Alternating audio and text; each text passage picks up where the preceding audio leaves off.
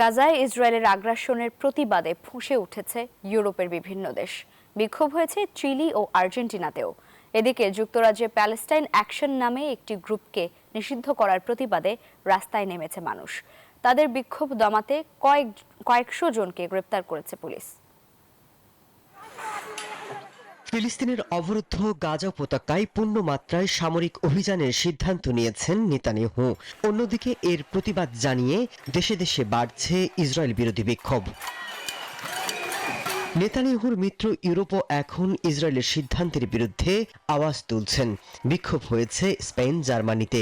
ইউরোপীয় কমিশনের প্রেসিডেন্ট ইসরায়েলকে গাজাতে অগ্রসর হওয়ার সিদ্ধান্ত পুনর্বিবেচনার আহ্বান জানিয়েছেন।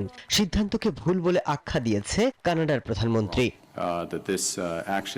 ইসরায়েল যে সিদ্ধান্ত নিয়েছে এতে আরো প্রাণ যাবে, সমাধান হবে না।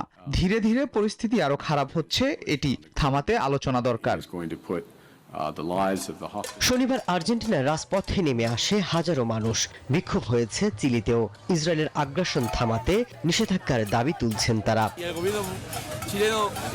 ইসরায়েল যে কাজ করছে তা গণহত্যা। তারা ক্ষুধার্ত মানুষকে হত্যা করছেন। খোদ ইসরায়েলিরাও এখন পথে নেমেছে। নেতানিয়াহুর সিদ্ধান্তের প্রতিবাদ জানিয়ে তেল আবিবে জড়ো হন হাজারো মানুষ। তারা বলছেন নেতানিয়াহুর পরিকল্পনায় জিম্মিদের প্রাণ হারানোর শঙ্কা রয়েছে। সেই সাথে নেতানিয়াহুর পদত্যাগের আওয়াজ তোলেন বিক্ষোভকারীরা। এদিকে যুক্তরাজ্যে ফিলিস্তিনিদের অধিকার নিয়ে কাজ করা প্যালেস্টাইন অ্যাকশন নামের একটি গ্রুপকে নিষিদ্ধ করার প্রতিবাদে বিক্ষোভ অনুষ্ঠিত হয়েছে। এ সময় অন্তত 447 জনকে গ্রেপ্তার করে দেশটির police. Masud Rana, news 24। Bundle থাকলে প্রতি সেনমানিতে টাকা বাঁচবে। বিকাশ সেনমানি বান্ডেল কিনে জিতুন প্রতি লেনদেনে।